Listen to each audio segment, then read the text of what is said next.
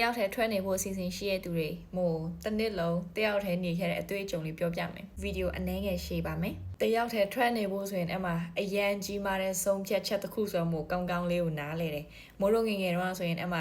တယောက်ထဲထွက်နေဖို့မပြောနဲ့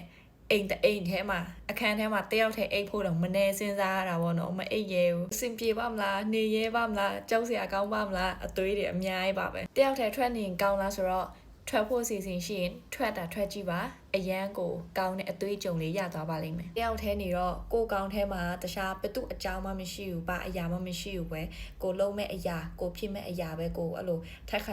တွေးနေတော့လေအစားအသောက်ပိုင်းလဲကောင်းမရှုပ်တော့မစင်စားရတော့ကိုသားစားရှင်တယ်မလားစားလိုက်ဒီနေ့ဟင်းမလုပ်ရှင်မလားမာစားလိုက်ပြီးတော့အိမ်မှုကိစ္စပိုင်းတန်းရှင်းရေးပိုင်းလဲသူများနဲ့တွားပြီးတော့ညင်းခုန်နေစရာမလိုတော့ကွယ်ထမင်းစားပြီးပကံမစေးရှင်မလားပြစ်ထားလိုက်လာပြောတဲ့သူမရှိဘူးစကားတွေကြီးရှင်နဲ့တရှင်နဲ့နားထောင်ရှင်နဲ့ကြိုက်တလောက်အကျယ်ဖွင့်အရန်လွတ်လပ်ပြီးတော့ဘာမှမဟုတ်တဲ့ဒီကိစ္စပြဿနာတေးမမွားရလဲကောင်းမစားတော့အဲ့မှာအရန်လွတ်လပ်ပြီးပျော်စရာကောင်းတဲ့အချိန်တစ်ခုပါပဲဆဆထွက်နေတဲ့ပထမပတ်လုံးမှာတော့နည်းနည်းတွေ့ဝေဖြစ်မှာပေါ့နော်ဒါပေမဲ့ဒုတိယပတ်တတိယပတ်လောက်ကြရင်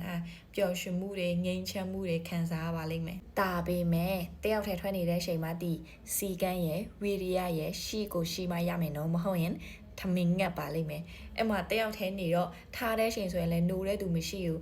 ငါတို့ဟင်းနေချက်ကြမယ်ပြောတဲ့သူမရှိပါဘူးเนาะအဲ့တော့ကိုထားရှင်တဲ့ချိန်ထားအဲ့မှာကိုဝိရိယရှိထားမှရပါမယ်ပြောတဲ့သူမရှိဘူးဆိုပြီးညမိုးလင်းတဲ့အထိစက်ကားတွေကြည်တရှင်းနေနားထောင် game တွေဆော့အဲ့မှာကျမ်းမာရေးလည်းအရန်ကိုထိခိုက်စေပါတယ်ပါမစိုးကိုပဲအားကိုရမှာကိုလုံးမှပဲကိုစားရမယ်ကိုတန့်ရှင်ရေးလုံးမှပဲကိုတန့်ရှင်းနေရပါမယ်တယောက်တည်းနေတာများလာတဲ့အခါမှာအဲ့မှာကိုရဲ့ပျော်ရွှင်မှုကိုရဲ့ဖြစ်တည်မှုကဘသူပေါ်မှာတွားပြီးတော့မိခိုမနေတော့အဲ့တော့နောက်ပိုင်းကိုဘသူမှမရှိလဲနေနိုင်တယ်တယောက်တည်းလဲအေးဆေးပဲစားနိုင်တယ်တောင်းနိုင်တယ်အစဉ်ပြေနဲ့နေနိုင်မှာပေါ့နော်သူများတယောက်တည်းထွက်နေတိုင်းလဲလိုက်ထွက်လို့မရအောင်နော်မထွက်ခင်မှာကိုလုံးမဲ့အရာကိုစီးပွားလုံးမဲ့အရာအလုံးလုံးမဲ့အရာတွေအကုန်လုံး plan နေတေချာဆွဲပါကိုလုံးနိုင်မယ်ဆိုတာကိုယုံကြည်ပြီးတေချာပြီးဆိုပြီးမှထွက်ပါနော်သူများစီကအလုပ်တွေပါထွက်ပြီးတော့တယောက်တည်းထွက်နေပဲကိုပိုင်စီးပွားရေးလုံးမယ်ဆိုတဲ့သူတွေပိုတော်မှတေချာစဉ်းစားပြီးမှထွက်တဲ့နေပေါ့နော်ကိုတုံးဖို့ပတ်စံအလုံးအလောက်ပိုနေလားပြီးတော့ကိုလုံးမဲ့အလုံးကတေချာလားတေချာနေပြီလားဆိုတော့တေချာလေးစစ်ပြီးစီစဉ်ပြီးမှထွက်ကြပါသူများစီကအလုပ်ထွက်ပြီးကိုပိုင်အလုပ်လုံးမဲ့သူတွေ more recommend ပေးရှင်တာတခုကိုကဥပမာဒီအလုပ်အနေထွက်ငါဆိုင်တော့ဖွင့်မယ်အဲ့လိုမျိုးမဟုတ်ပဲနဲ့သူများစီမှာအလုပ်လုံးနေတဲ့ချိန်မှာကတဲ့ကကိုလုံးမဲ့အလုပ်အတွက်တခါတည်းplan တွေဆွဲထားပေါ့နော်တေချာလေးဆွဲထားငါဒီမှာဆိုင်ဖွင့်မယ်ဆိုရင်လည်းဆိုင်ဖွင့်မှုနေရာတွေးပြီလားအတွက်ပတ်စံအလုံးလောက်ရှိပြီလားအဲ့လိုမျိုးပေါ့နော်ကိုညီမဲ့နေရာကိုစားတောက်နေထိုင်မဲ့နေရာအကုန်အဆင်ပြေပြီလားတေချာလေးတေချာပြီးပတ်စံလည်းအလုံးလောက်ရှိပြီဆိုမှထွက်ပါအဲ့တော့တယောက်ထဲထွက်နေပြီးရတဲ့ကောင်းကျိုးကတော့ကိုခြေတော့ဘောကိုရက်တည်နိုင်မယ်စိတ်တည်ငြိမ်ရင်းကျက်လာမယ်ကိုလိုရှင်တဲ့အရာကိုဖြစ်ရှင်တဲ့ပန်းတိုင်ကိုရောက်ရှင်တဲ့ပန်းတိုင်မြန်ရောက်စေရ